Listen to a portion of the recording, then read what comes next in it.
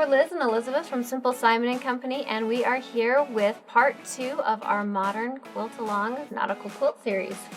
We're excited for this series, number 1, because this quilt is simple, and number 2, it's a quilt pattern that we use a lot with this 1/3 to 2/3, and then a really fun strip down the middle. You've seen us do it with coin quilts on our blog, and we're doing it again today. So here we have block number 2. It's a really simple 4-patch, and you can see it's right here in the quilt with the whites and the greens. So we're going to show you how to make that block today. You're going to need 2 squares of green fabric that are 5.5 inches by 5.5 inches, and then 2 that are white that are also 5.5 by 5.5. At the end, we're going to be a little bit bigger, so we'll trim this down to 10 inches. But I tend to cut a little bit bigger because I like to trim down. Do you do the same thing? Same thing.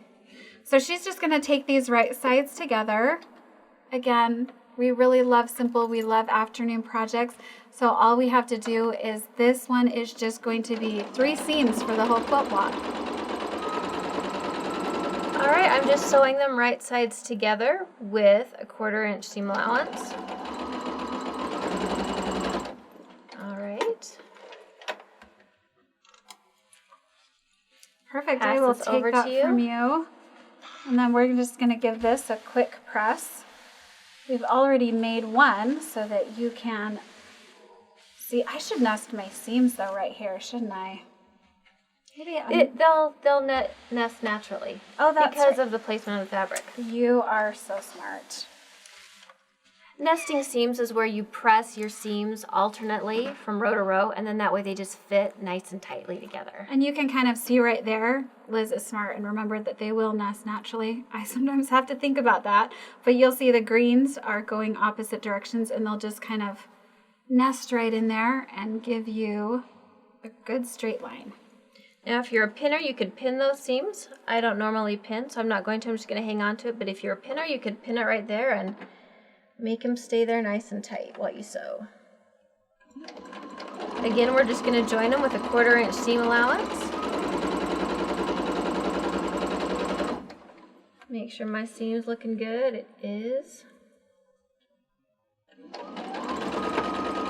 On this quilt, we are using all of solids. These are the confetti cotton solids from Riley Blake Designs, and they come in so many fun colors. So we just kind of chose a color palette. This is actually the color palette of my youngest's bedroom. So this is a fun one, but you can choose any colors that you want. They don't have to be any specific ones. This is more of an inspired by take on nautical flags instead of being just exactly the way that they are. So our traditional quilt was exactly the way that the flags are, and this one's just more inspired by. So I'm just pressing that middle seam that Liz just sewed up right there. I'll give the front a quick press, and look at your nesting, Liz. She's got like a perfect point in the middle. I love when that happens. It's awesome.